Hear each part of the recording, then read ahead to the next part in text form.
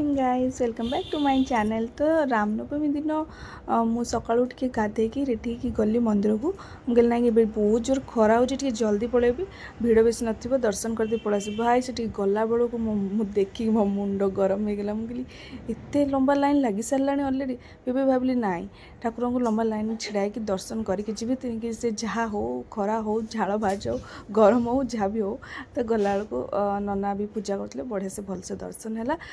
से रामचरित मानस भी पढ़ा जाऊला पणा भी तैयारी होता। तापर मो घर पलि आस घर बढ़िया बढ़िया खाया जिनस से या मीनस खिचड़ी होता खिचड़ी सांगे दही बैगण पापड़ छणा होता एंड मंदिर खीरी टी आसी। तापर आम मैंने लंच कलु लंच कर सारापर आमर एक्चुअली साई बाबा मंदिर में भी रामनवमी बहुत भल हुए। तो आम जो मेम्बर अच्छु जो मंदिर से चांदा देला बेले सी भी कहते से प्रसाद सेवन करने आम बहुत खराब तो जापरूँ सन्ध्या बेले बाहरी गलु से आउ गोटे मंदिर पालकी जाऊला तो से पालकी टी देखिलु छिड़ा होपर आम जो मंदिर में अच्छु मेम्बर से गलु से जाकि पहुँचला बेलू मंदिर आमर बहुत सुंदर सजाई जाइए आउ जस्ट होम भी सरी पूरा चारिड़े धुआं हो जाता। तो गला बेलू बाबा पालकी भी बाहर आउ बाबा बढ़िया सुंदर दर्शन है बहुत सुंदर देखा बाबा आज ऑलवेज। तापर थिला कि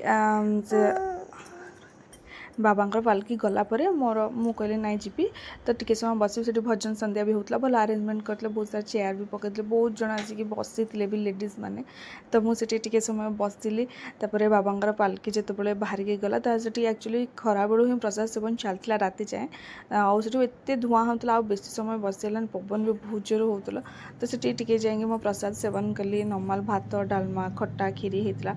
तो खाई आसला बेलू रास्तार गोटे आउ गोटे मंदिर पड़ा हनुमान मंदिर राम लक्ष्मण सीता भी अच्छा जगन्नाथ अच्छा तो मुझे कहली मुझे भी टी जी तो से गली दर्शन करने कहीं मोर से मो कि पूजा पूजा है मैंने मोर मुंड को जहाँ उठो जो मंदिर उठो मुझे जी जितेटा मंदिर पड़ो रास्ता आसला बेले कि गला बेले मुझे सब मंदिर जाए। तो आसला तो माइंड मोर थी मो हजबैंड को कहली मत नहीं बलराम मंदिर कहीं सका मुझे जाइए सजासजी होना तो मुझे भाविली रात जी देखिए भलसे सजासजी हो आउ कौन हो देखिक आसबि।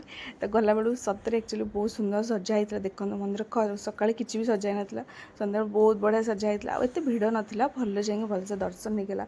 तापर से कीर्तन भी चलता।